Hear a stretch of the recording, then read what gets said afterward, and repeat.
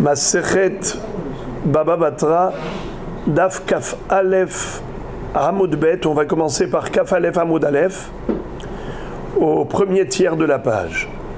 Amar les Rav Shmuel Bar Shilat, Ad Shit Lote Kabel, Mikan va Ilach Kabel ve Asfele Ketora.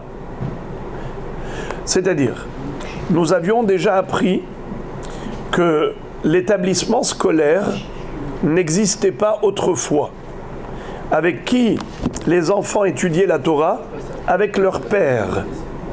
Mais à un moment donné, on s'est rendu compte que les orphelins étaient privés d'études de Torah. D'où on apprend que le père a le devoir d'enseigner la Torah à son fils, du pasuk Velimatem otam et benechem. Ledaber bam beshivtecha bevetera uvertecha baderech. Velimatem otam. Vous leur enseignerez les divrei Torah. Mais pourquoi il est écrit otam sans le vav? C'est pour lire atem. Si on enlève le vav à otam, c'est écrit atem. Velimatem atem et benechem. C'est à vous d'enseigner à vos enfants. Chaque père est l'enseignant de son fils. Mais lorsqu'on s'est rendu compte que les orphelins qui n'avaient pas de père pour leur enseigner, eh bien restaient ignorants, c'est comme ça que Rabbi Yoshua ben Gamla, qui était Kohen Gadol, a institué l'école. Au début, la première école a été installée à Jérusalem. Et ce pour quelle raison? Parce qu'il est écrit Ki mitzion tetzeh Torah udvar Hashem mirushalayim. Après, ils se sont rendus compte que même à Jérusalem, ce n'est pas une solution totale, parce qu'il faut accompagner les enfants à Yerushalayim. Alors, qui va l'accompagner? Son père, et s'il est orphelin? Alors, on a installé des écoles dans toutes les régions. Mais ensuite, on a installé dans toutes les villes. Et c'est comme ça que, depuis Yoshua ben Gamla, bien avant Charlemagne, l'établissement scolaire a vu le jour. Et c'est comme ça que tous les enfants ont accès à la science de la Torah. Dans leur ville, il y a toujours une école. C'est une obligation, c'est une takana. Et les habitants de la ville doivent tous apporter leur contribution financière pour construire et créer l'école. C'est une obligation. Maintenant, à partir de quel âge on accueillait les enfants? Lorsqu'ils étaient obligés d'aller au lointain, forcément, on ne pouvait pas les envoyer quand ils étaient tout jeunes. Ce n'est qu'à partir de quel âge? 16 ans, 17 ans. Le problème, c'est qu'à 16 ans, 17 ans, l'enfant n'est plus réceptif. Étant donné qu'il est déjà majeur, en quelque sorte, alors il est capable de se révolter contre son maître. Dès que son moré va le gronder, il va dire « mais ça ne va pas, moi je vais quitter cette école, je m'enfuis, je vais fuir l'école. De quel droit il se permet de me faire des remarques ?» Alors c'est pour cela que on a institué des écoles dans toutes les villes, et comme ça on pouvait accueillir les enfants de tout âge. Quel est le minimum de l'âge de l'enfant? Eh bien, ce qu'on nous apprend maintenant, que Rav avait dit à Rav Shmuel Bar Shilat, il lui a dit, jusqu'à l'âge de 6 ans, tu n'acceptes pas les enfants, parce qu'ils ne sont pas encore mûrs pour étudier, mais à partir de l'âge de 6 ans, et comme on a vu hier 6 ans ou 7 ans, quelle est la différence? Dans quel cas 6 ans, dans quel cas 7 ans? Tosfot disent, s'il est bari, en bonne santé, à l'âge de 6 ans. S'il est faible de nature, il faut attendre encore 1 an. À l'âge de 7 ans, on accueille l'enfant à l'école. On l'inscrit à l'école. Alors, juste pour vous rappeler que Rav Shmuel Bar Shilat était un enseignant très célèbre. On avait déjà vu dans le Dafhet qu'un jour Rav a vu Rav Shmuel Bar Shilat à côté de son verger. Il lui a dit « mais qu'est-ce que tu fais là, toi? Tu as toujours été avec tes élèves. Tu es l'enseignant avec un E majuscule. Qu'est-ce qui t'arrive? Tu as abandonné ta belle fonction ?» La Gemara nous dit quel est le mérite des enseignants de Torah. ceux qui enseignent les enfants surtout, eh bien, eux, ils assurent la pérennité du peuple juif. Car lorsqu'un enfant apprend la Torah tout jeune, ensuite, cette Torah, elle est pérenne. C'est beaucoup plus facile quand on apprend jeune. Alors, la Gemara dit Ve'amaskilim yazhiru kezohar harakia umatzdike harabim kakochavim le'olam va'ed. Ils vont briller comme des stars, comme des étoiles pour l'éternité. Les makré d'Ardeke, melamde tinokot, enseignants d'enfants. Alors, il lui a dit non, je n'ai pas abandonné ma fonction. Je suis là. Depuis 13 ans, je ne suis pas venu voir mon champ agricole. Ça fait 13 ans. Et même maintenant, Rabbi, vous me voyez ici. Sachez que je suis physiquement ici et ma tête, elle est avec eux. Je pense à mes élèves. Je pense lequel qui est faible, qui a besoin d'encouragement, qui a besoin de renforcement. Donc, je n'ai pas abandonné ma fonction importante. En tout cas, il lui donnait des conseils. Premier conseil, c'est l'âge minimal pour l'inscrire à l'école. 6 ans. Mais il lui disait, après 6 ans, quand tu le reçois, écoutez ça, c'est extraordinaire. Il lui a dit, Hachit lotekabel, jusqu'à 6 ans, tu ne l'acceptes pas. Mikan va ilach, kabel ve asfele ketora. Après l'âge de 6 ans, tu l'acceptes, tu l'inscris, et tu le gaves comme un taureau. Tu vas le gaver de Torah comme un taureau. Car ici, c'est écrit Torah avec Aleph. Vous voyez que Torah, ici, c'est écrit avec Aleph. Quelle est la différence entre Torah avec He et Torah avec Aleph? Torah avec He, c'est la Torah. Torah avec Aleph, c'est un taureau, un bœuf. Alors maintenant, regardez encore un conseil qu'il lui a donné. Ve'amar le Rav Shmuel bar Shilat, ki mahit li'inuka, lo timhe ela be'ar keta de mesana, de carré, de la carré lehevet savta le havre. Il lui a dit encore, lorsque tu dois frapper les élèves qui ont besoin d'être stimulés parce qu'ils sont fainéants, ne les frappe pas avec un bâton, ni avec un fouet, ni un martinet. Tu utilises juste le lacet de chaussure. Pourquoi? Pour ne pas les mettre en danger. Ni avec la main. Donc ni la main, ni le bâton, ni rien du tout.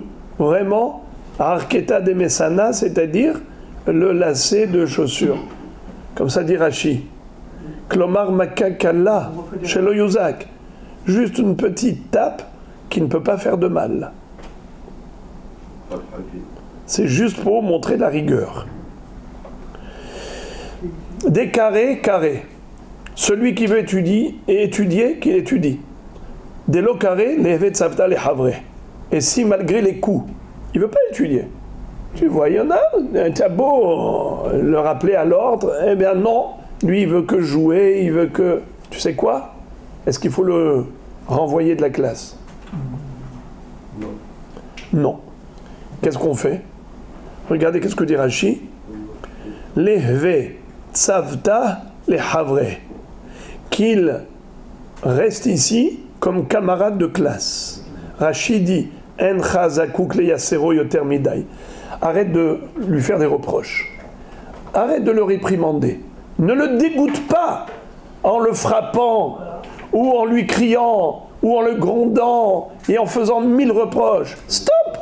Tu as essayé, tu lui as fait la remarque. Tu as même donné une petite tape. 1 fois, 2 fois, ça y est, ça suffit. Maintenant, qu'est-ce que tu vas te dire? Alors, si c'est comme ça, je le vire de la classe. Pas du tout, dit Rashi. Lo lesaleko milefanecha. Et là, yeshev ima acherim betzavta. Qui reste assis à côté des autres, sage comme une image à ne rien faire. Vesofo, la tête lève. Rashi dit à la fin. Un jour, son cœur s'ouvrira pour l'étude et l'éventail de la science prendra pour lui de l'importance. C'est-à-dire que Au début, il est indifférent. Au début, ça ne lui dit rien du tout. Mais à un moment donné, ça va l'intéresser. Le Maharsha dit que si on le vire, qu'est-ce qui va se passer? Eh bien, les copains qui sont en classe, ils vont se dire, quel kiff, lui, il a dérangé, il s'est fait virer, il va jouer au football, il va faire du basket. Et moi, je suis là en train de souffrir. Je passe ma journée à faire des études. Quel esclavage!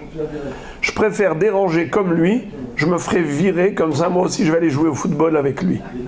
Alors c'est pour cela qu'il faut le garder en classe. Arrête d'attendre qu'il étudie. Toi tu donnes ton cours, même si lui il est indifférent, il n'en a rien à faire, ce n'est pas grave. Mais au moins les Vetsavta les Havre. Alors vous voyez la différence entre Rashi et Maharsha. Le Maharsha dit, c'est pour ne pas dissuader les autres, car si tu le renvoies, les autres ils seront intéressés à le suivre. Mais Rashi dit autre chose. Rashi dit que lui-même, un jour viendra, et du coup il va s'intéresser. Il faut juste c'est une question de maturité. Pour l'instant il est puéril, il est immature, mais avec le temps, petit à petit, l'âge fait le sien. Avec le temps, petit à petit, il voit que juste jouer, c'est pas un tachlit. Alors il commence à s'intéresser. Et une fois il a compris, il dit « Ah, c'est beau la Torah !» Et du coup, son cœur s'ouvre. Vous connaissez l'histoire. Il y avait un Rav. La Gemara de Maseret Ta'anit raconte que Rav ou Shmuel, Rav, est arrivé dans une ville. Et dans cette ville, il y avait de la famine, de la sécheresse. À un moment donné, ils ont même décrété, les rabbanim, d'organiser un jour de jeûne. Et pendant le jour de jeûne, évidemment, tout le monde s'est rassemblé pour les prières. Qui est monté Hazan? Quelqu'un que quand il a fait la Hamida, rien qu'il a dit « Ma shiva ruach » et le vent se met à souffler. « Umorida geshem » et la pluie tombe. Rav était là, il était époustouflé. Il dit « C'est qui cet homme-là » Il a attendu patiemment. Après la tfila, il appelle, lui dit « Dis-moi, Maïr Ovdar, c'est quoi ta fonction? Dis-moi qui tu es, qu'est-ce que tu fais ?» Il dit « Moi, j'enseigne la Torah aux enfants. » Il dit « Oui, mais il y a beaucoup d'enseignants de Torah aux enfants. Je n'ai pas vu des gens qui font des miracles comme ça. Ils sont exaucés immédiatement. » Il a dit « Moi, j'ai un comportement un peu spécial avec eux. Premièrement, c'est que je ne fais pas de différence entre les enfants de riches et les enfants de pauvres. Deuxièmement, ceux qui n'ont pas d'argent pour payer les collages, je ne les vire pas. Troisièmement, celui qui n'est pas intéressé, quand je vois un enfant qui est indifférent, ça ne lui dit rien tout ce qu'on étudie, je l'invite à venir chez moi. Là-bas, j'ai un aquarium, j'ai un bassin avec des poissons. Je lui donne une canne à pêche et je lui donne à pêcher. Et il rentre chez lui avec un petit rouget dans le sac, on devient copains. Et quand on est devenu comme ça amis, du coup, cette relation sympathique devient le canal de la transmission de cette Torah. C'est comme ça qu'il devient réceptif. Il a dit maintenant, j'ai compris. Im totsi akar mizolel kefitiye. Ces neshamot-là, que tu ramènes à Kadosh Baruch Hu, que tu sauves de Chas Veshalom, de la décadence, du déclin spirituel, eh bien, ce que tu demandes, kefi tiye. Qu'est-ce que ça veut dire kefi tiye? Je me dit, ta bouche c'est comme ma bouche. Quand je me décrète, ça se passe, ce que tu diras, c'est comme si Hachem l'a dit. Incroyable. Donc, c'est pour cela que il lui dit, Lehve tzavta le havre.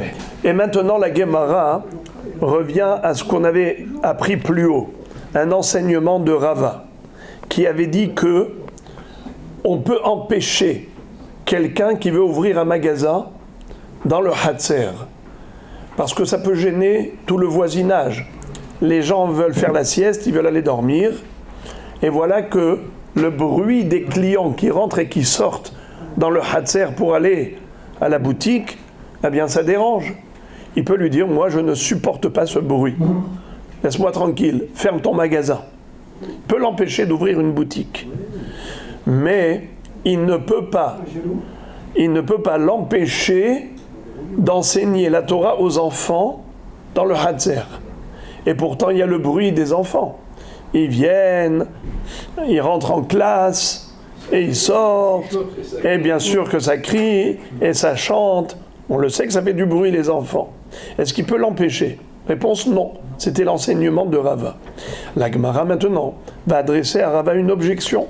Comment tu peux dire qu'il ne peut pas l'empêcher? Pourtant, il est écrit clairement dans la Braïta. Metive, Ehad mi bene Hatzer, shebikesh le'asot rofe, uman, vegardi, umelamet tinokot, bene Hatzer, et akvina alav. Si l'un des résidents du Hatzer a voulu devenir Mohel, c'est quoi Rofé? Eh bien, ici on parle, Rashi traduit Rofé, Mohel. C'est incroyable. Le Mohel, il est appelé dans la Gemara Rofé.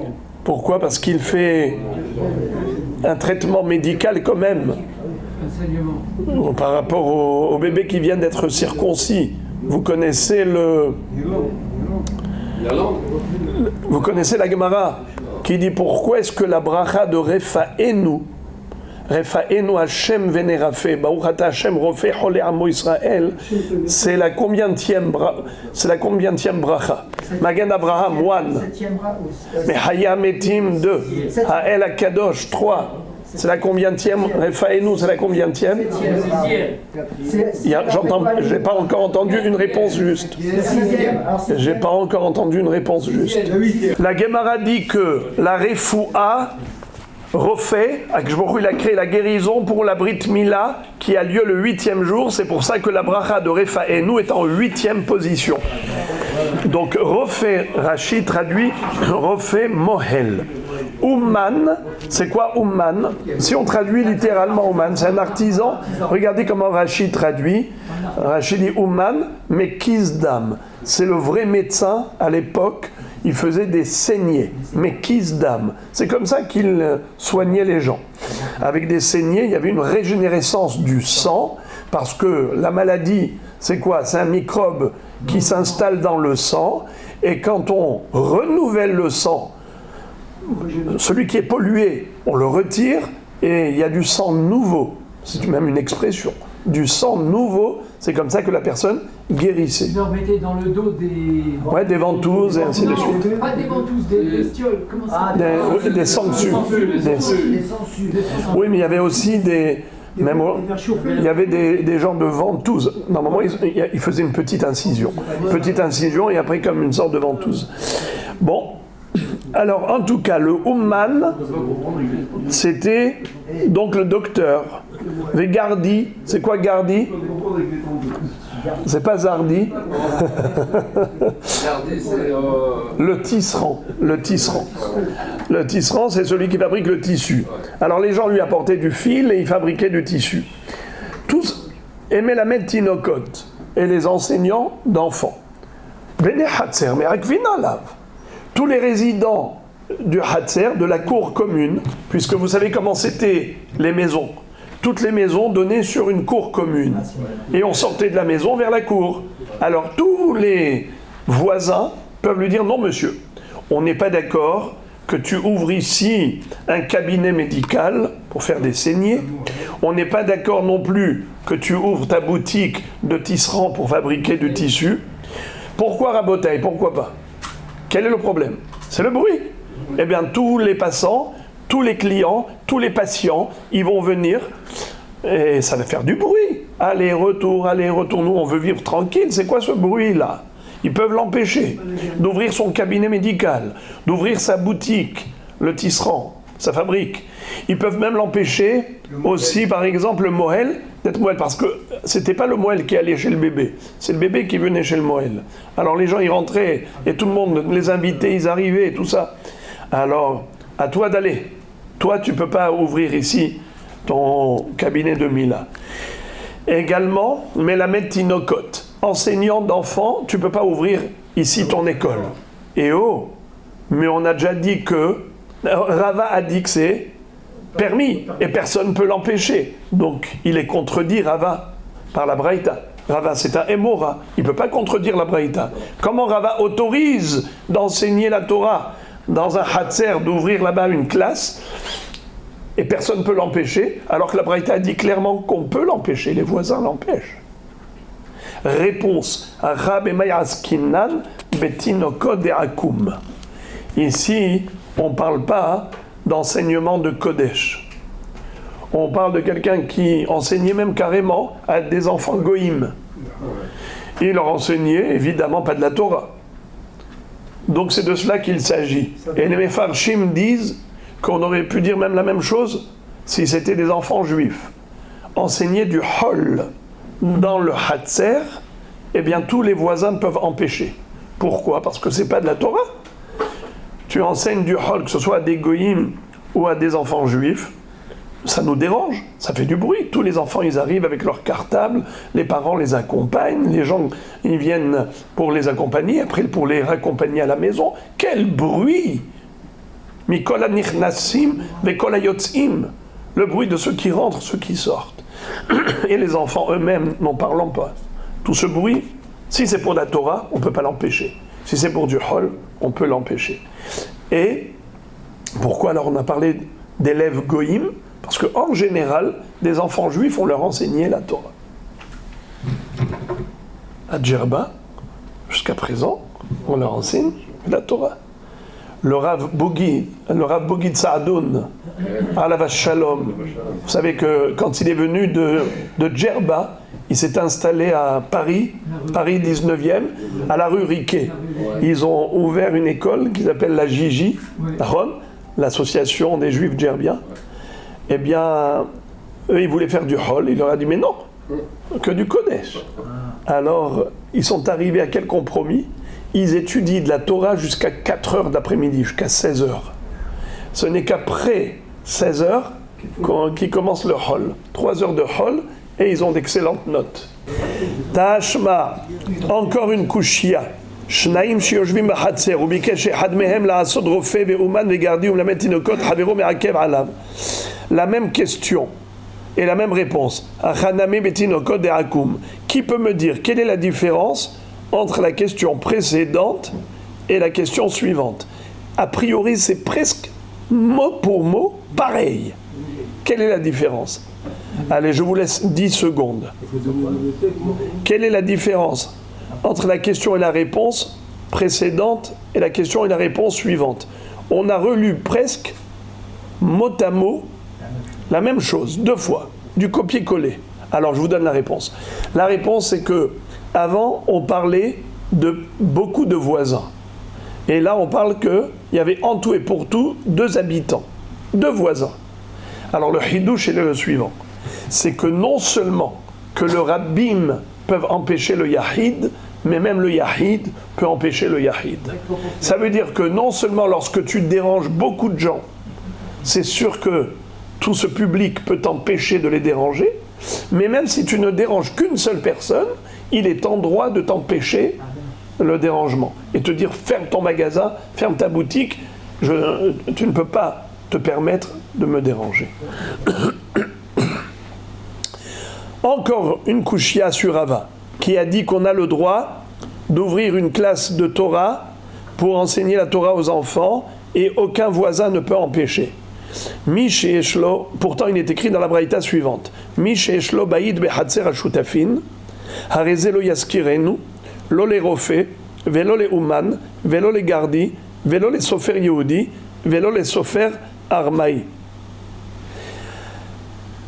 Celui qui est propriétaire d'une maison dans une cour commune où il y a beaucoup de copropriétaires, de voisins, de locataires, Harezelo yaskirenu, il n'a pas le droit de louer son appartement.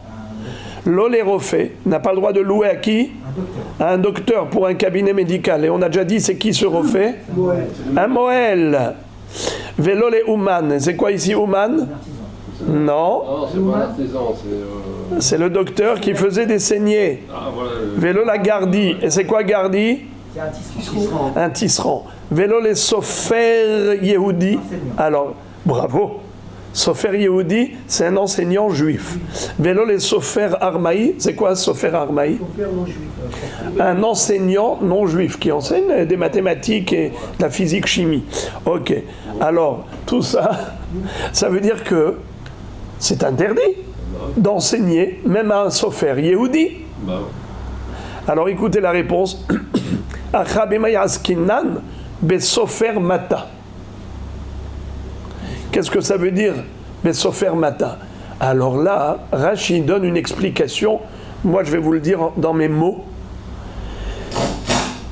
Tu peux ouvrir une classe dans ta maison pour enseigner aux enfants de la Torah, mais tu ne peux pas ouvrir une école. Pour reprendre l'explication de Rashi, pour rester authentique, moi je l'ai dit dans mes mots. Tu peux ouvrir une classe, mais pas une école. Mais Rashi, il décrit la chose comme ça. Il dit « Sofer Mata ». C'est quoi Sofer Mata? Il dit c'est le directeur des enseignants qui enseigne aux enseignants comment enseigner. Alors donc, les gens viennent chez lui avec les élèves. Donc il y a plein de classes. Donc en d'autres termes, c'est une école. Une école. Si vous voulez lire le Rashi, regardez Rashi. Sofer Mata.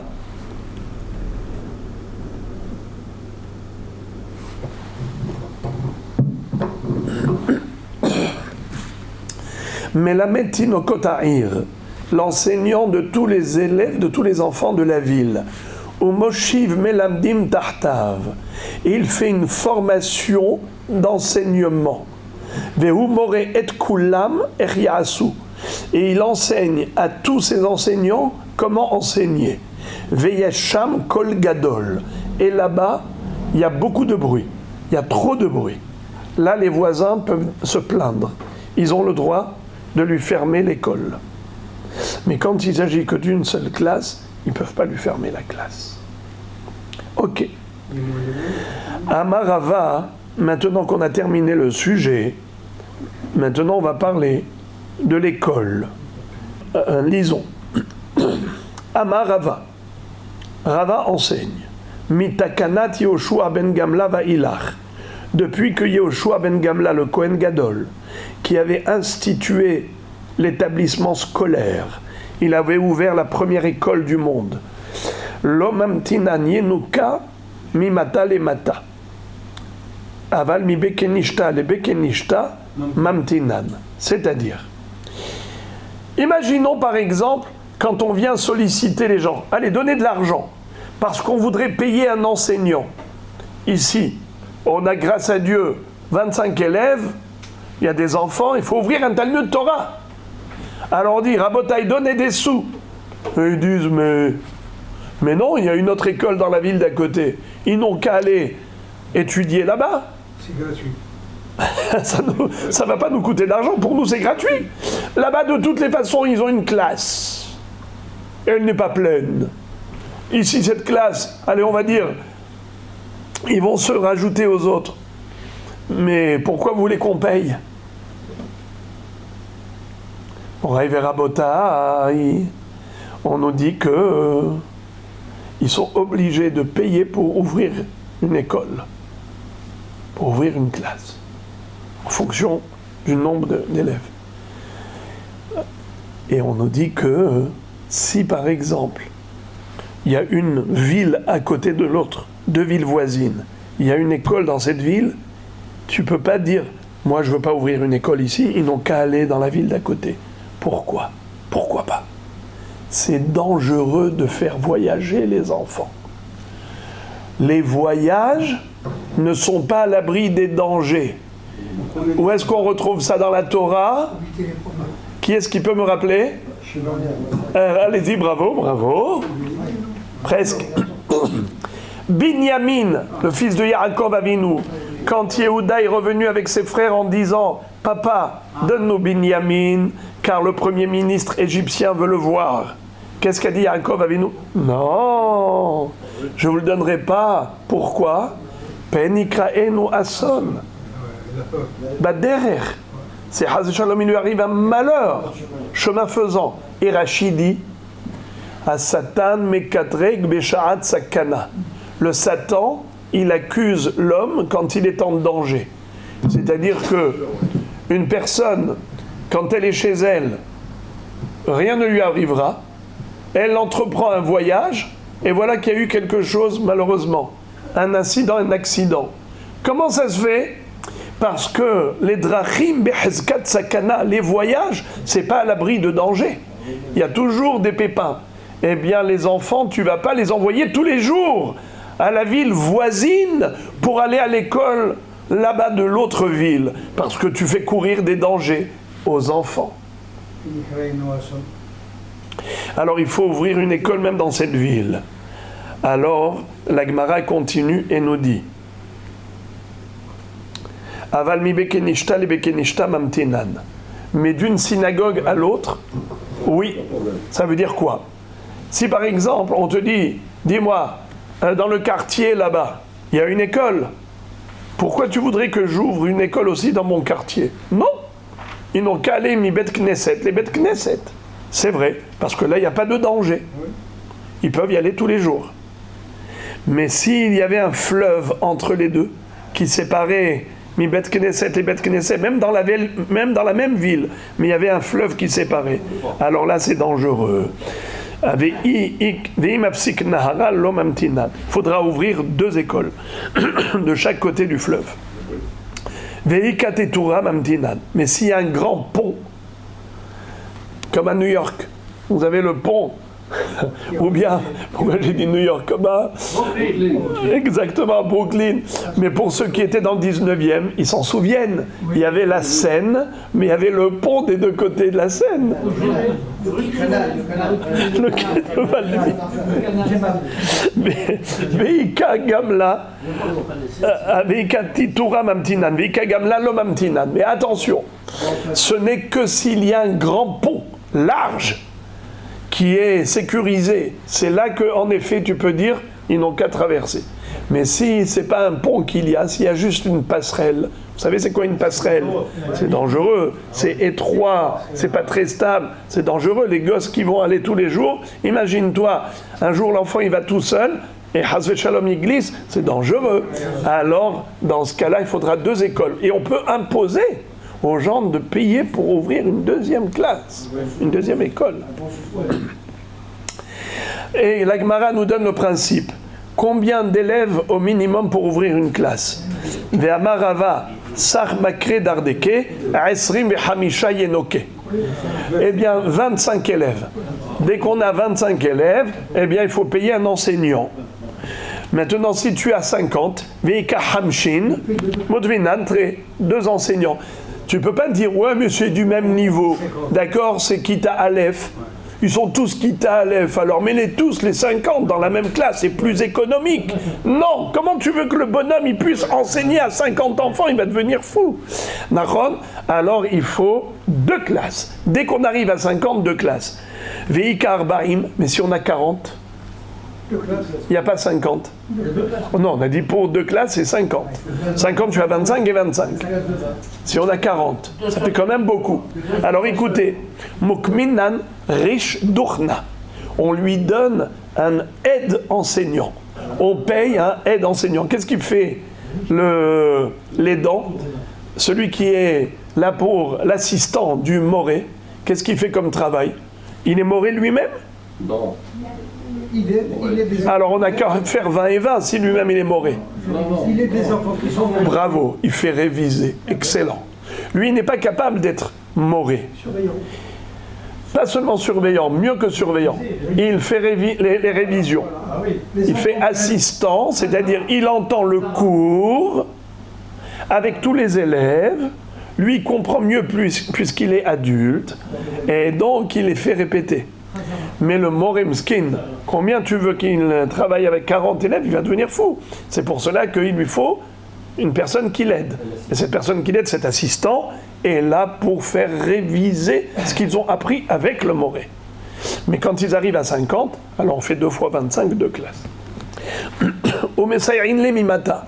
Qu'est-ce que ça veut dire Messaïrin le Mimata ? Qui peut me traduire le mot Mata ? Mata, c'est le Makom, la ville. Ça veut dire que même l'assistant, il doit être payé par qui ? Par la ville, la commune. c'est-à-dire l'argent de tout le monde. La mairie. L'administration, d'où elle a son argent, eh bien, c'est des contribuables.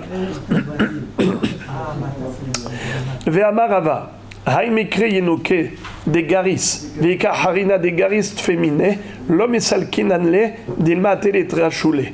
Alors écoutez maintenant, si on a deux enseignants, un qui est super compétent et un autre qui est moins compétent, mais celui qui est en fonction, c'est le moins compétent.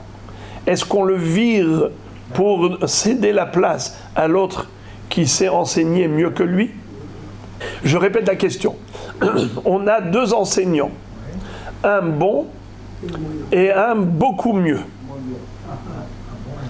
Un bon et un très bon. Celui qui était en place, c'est le bon. Mais on a un très bon sous la main. Mahloket, est-ce qu'on vire le premier pour mettre le meilleur? Regardez la première version. Rava dit, l'homme est salkinanle. Il ne faut pas virer le premier. Vous savez pourquoi? La raison terrifiante. Dilma atelitrachule. Vous dites parce que ça le rabaisse? Alors Rabbi Yaakov Hatzadik nous dit parce que ça va lui faire de la honte. Le problème, c'est qu'on ne peut pas prendre en considération cette honte par rapport à l'intérêt et le bénéfice de toute une génération d'enfants qui vont étudier beaucoup mieux. Si on met sur la balance la gêne de l'enseignant, c'est une gêne sur le plan financier, c'est une gêne sur le plan social, la chouma et ainsi de suite, c'est vrai. Mais d'autre part, on garantit l'évolution positive de toute une génération. Alors, qu'est-ce qui vaut mieux? Alors, a priori, c'est sûr qu'il faudrait donner cette fonction à celui qui est super compétent, qui enseigne la Torah d'une qualité bien meilleure que le premier. Seulement, écoutez la raison, comment Rashi explique, incroyable. Dilma ateletrachule. Lorsque le deuxième enseignant va voir qu'il a pris la place du premier, le premier on l'a viré pour lui céder à lui la place, il va se sentir, comme on dit en français, il va prendre la grosse tête. Il va se sentir supérieur et il va dire « Ah, moi, je suis le meilleur » et il ne va pas investir des efforts pour la qualité de l'enseignement, pour faire profiter au maximum ses élèves. Parce que dans sa tête, il se dit, de toutes les façons, ils n'ont pas le choix. Puisqu'ils n'ont pas le choix, je suis le meilleur, alors il ne va pas investir des efforts. Regardez Rashi, c'est incroyable. Dilma teletrachule, itpa'er belibo, il va s'enorgueillir dans son cœur, chez Enkemoto, qui n'a pas comme lui, Veitrachel minatin nokot, il va être fainéant avec les élèves. Veloira chez Maïsalkou, il n'aura pas peur d'être viré, parce qu'il sait que personne n'est mieux que lui, donc il ne sera pas viré. Il doit avoir la peur d'être viré, parce que c'est ce qui va stimuler le professeur. Le professeur, il doit avoir peur de perdre sa parnassa, et c'est comme ça qu'il va être stimulé pour donner le meilleur de soi-même. Ça, c'est Rava. Mais Rav Dimi minardea amar kol sheken de garist fe kinat sofrim tarbe chokhma. Rav Dimi contredit Rava. Il dit la psychologie, c'est le contraire. Lorsque ce deuxième a pris la place du premier, il va encore plus s'investir. Tu veux savoir pourquoi? Parce qu'il sait que le premier, il le guette au tournant. Il n'attend qu'il fasse la première erreur. Il attend la peau de banane pour aller tout de suite rebondir là-dessus, pour aller lui faire du lachon hara et dire aux gens, vous avez vu, soi-disant qu'il est nanani, nanana, regardez, quelle bêtise, comment il s'est comporté, ce qu'il a fait, qu'est-ce qu'il a dit, quelle erreur. Alors, Davka, il sait qu'il est dans le collimateur du premier, alors il va s'investir davantage. Kin'at sofrim tarbe chokhma. Que veut dire ce pasouk? La jalousie, ça augmente la chokhma. Pourquoi ? Parce que c'est une concurrence positive. Ve'amar Rava, hanetre makre dardeke, hadgaris velodaik, hadaik velogaris. Maintenant, encore une autre question. On a deux enseignants. Il y en a un qui enseigne beaucoup en quantité, mais moins en qualité. Et l'autre, il enseigne moins en quantité, mais beaucoup mieux en qualité. Lequel faut-il installer dans la classe comme professeur ? Celui qui va finir le programme et l'autre qui ne finira pas. Alors, est-ce qu'il faut choisir la quantité ou la qualité de l'enseignement ? Mahloket. Mutvinan. Haou. Degaris. Velodaik. Shabashta mimela nafka. Ravdimi minehardea. Amar. Mutvinan de daik. Velogaris. Shabashta kevan de al. Qu'est-ce que ça veut dire ? Encore la marloquette entre les deux hachamim, entre Rava et Ravdimi, toujours. Rava dit, il vaut mieux installer comme professeur celui qui enseigne beaucoup. Pourquoi ?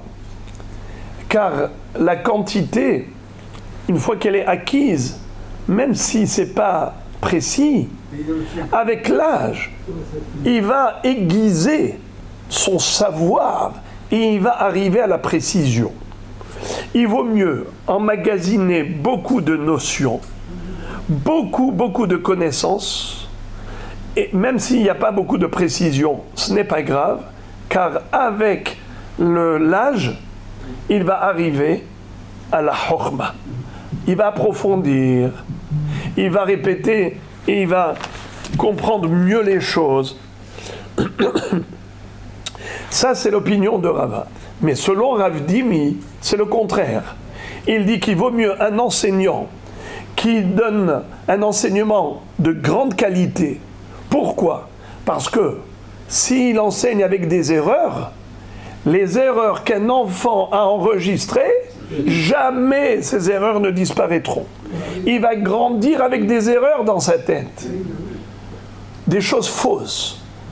Pourquoi ? Parce qu'un enfant, c'est un buvard. Il absorbe tout quand il est jeune. Alors, ce qui est rentré en premier lieu dans sa tête, c'est ce qui va rester pour l'éternité. C'est très difficile de faire changer d'avis. Plus tard dans la vie, il ne changera pas d'avis. C'est pour cela qu'il faut d'emblée un enseignant qui est précis, concis, clair et net, de manière à ce que, depuis le début, le savoir était précis. Ce qu'il a enregistré comme connaissance, c'est des choses vraies et pas des choses fausses. Sur quoi s'appuie Ravdimi pour dire cela ? Il s'appuie sur l'histoire suivante, très émouvante. C'est l'histoire, je vous l'ai dit d'abord oralement et après on relit.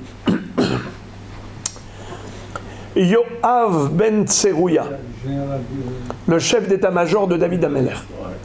Un jour, David Amelech l'a envoyé pour aller livrer guerre aux Amalekim, qui sont descendants de Édom. Amalek, qui était-il ? Le fils de Éliphaz, qui est lui-même le fils de Esav. Esav, c'est Édom. Donc Amalek, c'est aussi Édom. Alors écoutez ça. Yoav ben Tserouya est parti pour 6 mois de guerre. La guerre a duré 6 mois. Quand il est revenu, il avait tué tous les mâles, tous les garçons, tous les hommes. Mais il a laissé toutes les femmes, toutes les filles. David Amelech lui a dit, mais pourquoi tu as fait ça ? Il lui a dit, eh bien, c'est la mitzvah de la Torah. Il lui a dit, quoi, mitzvah de la Torah ? C'est écrit Timhed Zecher Amalek. Il a dit, moi, j'ai pas appris Timhed Zecher Amalek. Efface tout souvenir de Amalek. Moi, j'ai appris Timhed Zachar Amalek. C'est quoi Zachar ? Les mâles, les garçons. Donc moi, j'ai tué tous les garçons de Amalek. Et il lui a dit, mais tu as mal appris. C'est pas du tout Zecher. C'est pas Zachar, c'est Zecher. Il lui a dit, ah bon ? Il est allé voir son rave du Talmud Torah, qui lui avait enseigné le Chumash quand il était petit. Il lui a dit comment il faut lire, Zecher ou Zachar? Il lui a dit Zecher. Alors il lui dit mais Rabbi, vous n'avez pas rempli votre fonction d'enseignant parce que vous n'êtes pas un enseignant à l'université. Le prof à l'université, qu'est-ce qu'il fait? Il donne son cours. Est-ce que les élèves ont compris ou pas? C'est pas son problème, c'est leur problème. Lui, il vient, il a transmis, il s'en va. D'accord? C'est un fonctionnaire. Un enseignant de Torah, c'est pas ça. Un enseignant de Torah, il doit s'assurer que ses élèves ont bien compris. Vous n'avez pas été à la hauteur. Moi, j'ai appris, j'ai entendu Zachar, c'est comme ça que j'ai compris. Pourquoi vous ne m'avez pas fait répéter? Vous auriez vu comment je lis. J'ai lu Zachar, les mâles, les garçons, au lieu de lire Zecher. Il y a ceux qui expliquent que Behemet, même le... Comment il s'appelle? Même l'enseignant lui-même, il s'était trompé. Ça veut dire lui-même, il ne savait pas bien. Mais il aurait dû renoncer à la fonction d'enseignant, sachant que lui-même ne connaissait pas parfaitement les choses. Eh bien, pourquoi tu vas faire enseignant? Va trouver un autre métier. Ne va pas enseigner la Torah aux enfants. Vous connaissez l'histoire de celui, le Shohet, qui avait été disqualifié. Ils l'ont viré des abattoirs. Le Beddin, on dit, vous ne faites pas bien la shrita, c'est des névélotes. Alors, après ça, il est parti chez le directeur d'école, d'établissement scolaire, il dit, voilà, je voudrais être enseignant. Il a dit, pourquoi? Qu'est-ce que vous avez fait jusqu'à présent? Il a dit, Shohet. Il a dit, pourquoi? Pourquoi vous changez de métier? Il a dit, ils m'ont viré. Parce que... Alors il lui a dit, je préfère que tu ailles tuer des bêtes que tuer des enfants. Oui, il a raison. C'est hyper important, la qualité de l'enseignement à un enfant. Parce qu'il y a deux choses. Il y a premièrement, comme on a vu tout à l'heure, c'est l'engouement.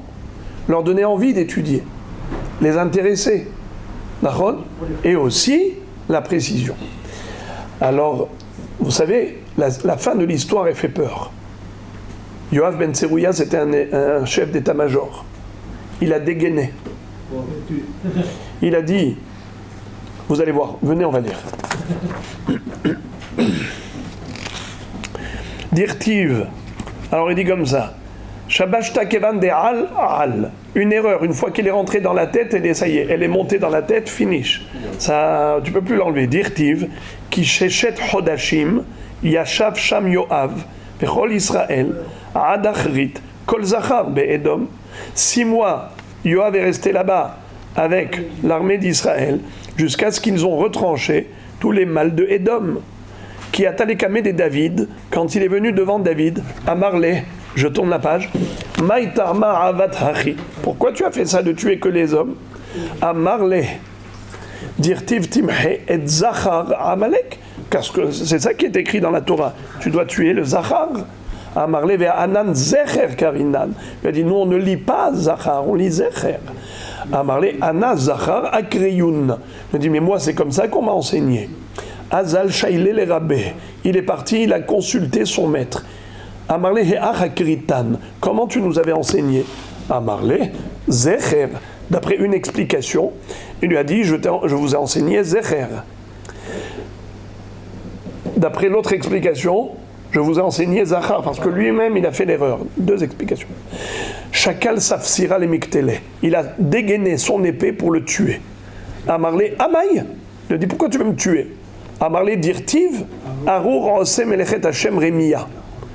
Il lui a dit parce que c'est écrit dans le pasuk dans Irmia, maudit soit celui qui fait du travail d'Hachem du mensonge. Ça veut dire qu'il ne fait pas le travail convenablement. C'est Melechet HaKodesh. Comme un Shohet, par exemple, qui est Melechet Hachem, faire bien la Shrita. Ou un Sofer, c'est Mlechet Hashem, et il fait ça, Rémia, comme un truand. Il ne fait pas bien la Shrita, ou il n'écrit pas bien le Sefer Torah, il n'a pas les kavanot comme il se doit, et ainsi de suite, au niveau du Shem Hashem, ou bien les Shem Gudushat Sefer Torah. Ou bien il n'enseigne pas aux enfants comme il se doit. Maudit. Et dans le même, regardez qu'est-ce qui est écrit dans le même pasuk. Alors il lui dit à Marley, Shavkele ou Gavra, Delikum Be'arour. Tu vois, toi-même tu as dit que le pasuk a maudit cet homme. Alors ça suffit. Déjà il est maudit, tu veux le tuer? À Marley, Kti Be'arour Monea Harbo Midam. Il est écrit, maudit soit celui qui va économiser son épée du sang. Ça veut dire qu'il va priver son épée du sang. Dans le même pasouk, il est écrit 2 fois Arour. Regardez, vous l'avez sur le côté gauche. Arour, Hose, Melechet Hashem, Rémia, Ve Arour, Monea Harbo Midam. Maudit soit celui qui ne donne pas à son épée le sang que l'épée mérite. Ça veut dire, tu mérites. Alors il y a 2 versions. Ikade Amri Katle, Ikade Amri Lo Katle. Il y a une version qui dit que oui, il a tué, une version qui dit qu'il ne l'a pas tué. Mais en fait, ce qui explique, Monea Harbo Midam, il lui a dit, ici, l'épée qui devait avoir le sang, c'est quel sang? Qui est-ce qui peut me dire? Le sang de Ham. D'après le premier pirouche, c'est ce que je viens de dire. Deuxième pirouche, c'est le sang de Amalek. À cause de toi, mon épée n'a pas eu le sang qui lui revenait de droit, c'est-à-dire le sang des Amalekim, même des Nekevot, les femmes de Amalek. Puisque à cause de toi, j'étais moné harbi midam. Bon, on va terminer ici. Ve'amarava, makriyenoka, shatla, tabaha, ve'omana, ve'sofer mata, kulan kemotrin, ve'omdin ninhu. C'est-à-dire, normalement, un artisan qui fait une erreur, est-ce qu'on le vire de sa fonction? Alors ça dépend. Si c'est rattrapable, s'il peut payer, s'il peut rectifier, alors il n'y a pas de problème. Mais là, regardez, Makriyenoka, quelqu'un qui enseigne les élèves, il leur enseigne la Torah et il l'enseigne mal, on ne lui donne pas d'avertissement, il n'y a pas de préavis. Il est considéré comme averti, un homme averti en vaut 2. C'est-à-dire qu'il est toujours sous avertissement. Il n'a pas le droit à l'erreur. C'est pas bon, tu as fait une erreur une fois, fais attention la prochaine fois. Tu reçois un avertissement, un blâme. Il est immédiatement disqualifié, viré. Ça c'est qui? Makriyenoka. Shatla. C'est qui Shatla? C'est le planteur de vigne. Celui-là, une fois qu'il a mal planté, ensuite la vigne n'a pas donné de fruits, alors maintenant Mskin, celui-là il a perdu toute sa production. Alors il est viré. Ou bien Tabaha. C'est qui Tabaha? C'est le Shohet. Le Shohet. Eh bien celui-là, qu'est-ce qu'il nous a fait? Une nevela après l'autre. Viré immédiatement. Il n'y a pas d'avertissement. Veumana. C'est qui Umana? Le Mohel. Ici, il n'a pas fait ce qu'il fallait faire. Par exemple, la Metzitza. Vous savez que le Mohel, après la Mila, il doit aussi faire la Metzitza. Aujourd'hui, ils aspirent avec des seringues, avec une paille. Mais avant, ou bien même aujourd'hui, quand on sait qu'il n'y a pas de risque de maladie, de Haz Shalom, du sida ou autre, ou toutes sortes de virus, il faut faire la Metzitza normalement. Pourquoi? Parce que sinon, ça mettait le bébé en danger. Alors, Sofer Mata. C'est quoi Sofer Mata? Sofer Mata ici, c'est le vrai Sofer. L'Avlar, comme ça Rachi ici traduit différemment du Sofer Mata qu'on avait vu. Avant, on avait vu c'est quoi Sofer Mata? c'est le directeur d'école, formateur des enseignants. Et ici, Sofer Mata, l'Arachi traduit autrement. Il dit lavlar. C'est quoi le lavlar? C'est qui lavlar? Lavlar, c'est le scribe. C'est le Sofer qui écrit les Sefer Torah, Tfilin et Mezuzot. Celui-ci n'a pas le droit à l'erreur. Sinon, il est viré.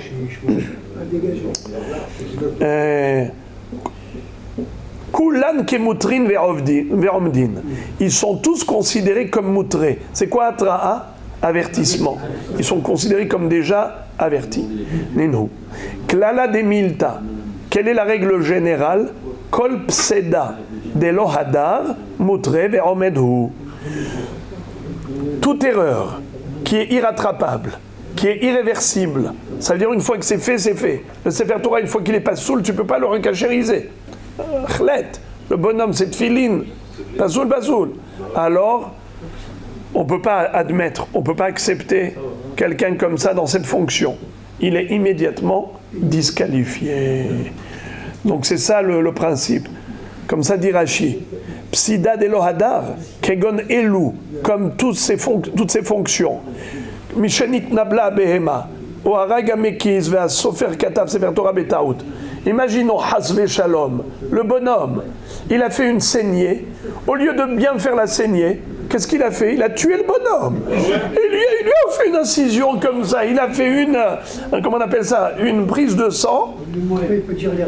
Une aspiration du sang. Il a vidé de tout son sang. Il a tué. Alors, tu vas le laisser encore prendre un risque? Tu lui enlèves le diplôme de médecin. Ou bien, celui qui a rendu la bête Nevela, que tu vas lui donner encore des bêtes? Ou bien celui qui a écrit Sefer Torah Mskin, l'autre il a payé 100 000 shekels le Sefer Torah, finalement pour un Sefer Torah pasoul parce qu'il n'avait pas les kabanotes nécessaires. Alors, voilà comment il faut être vigilant. Toujours faire les choses convenablement, avec conscience, consciemment. Chaque chose qu'un homme fait dans sa vie, il doit faire avec pleine conscience. Surtout lorsqu'il s'agit des choses irréversibles. Il y a des erreurs auxquelles on n'a pas le droit. L'erreur est humaine. Hashem Yatzilenu, quelqu'un qui prend le volant, quelqu'un qui prend la voiture. D'accord? Exactement. Il va se mettre à boire, ou bien il fait des excès de vitesse et ainsi de suite. Si Hasve Shalom, il y a des gens, ça peut être mortel. Alors qu'est-ce qu'il va faire? Il va faire revivre le mort. Donc c'est pour cela qu'il faut absolument être vigilant dans tout. Un homme averti en vaut deux.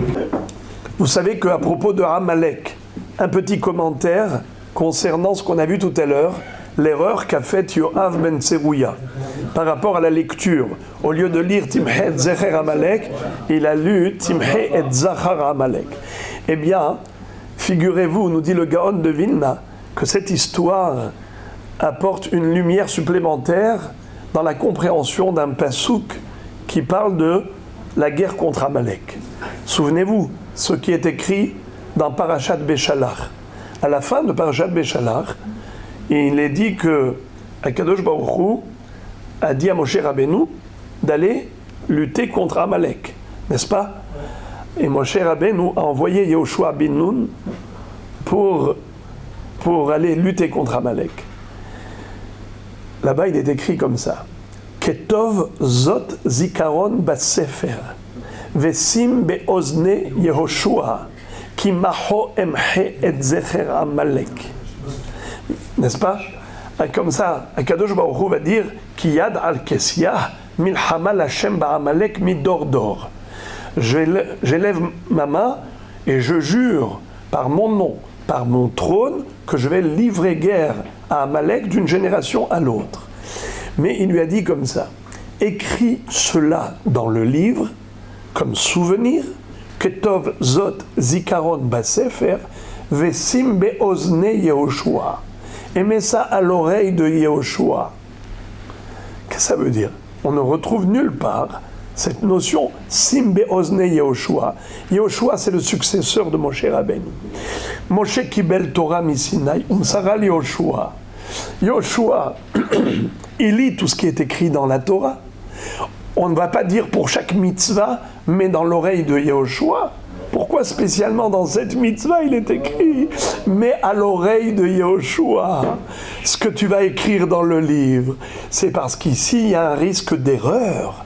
Étant donné qu'il peut lire « Timhe et Zachar à Amalek », alors dis-lui que c'est bien « Zecher à Amalek » et pas « Zachar à Amalek » parce que c'est fondamental, ça change tout. Il peut faire une erreur fatale.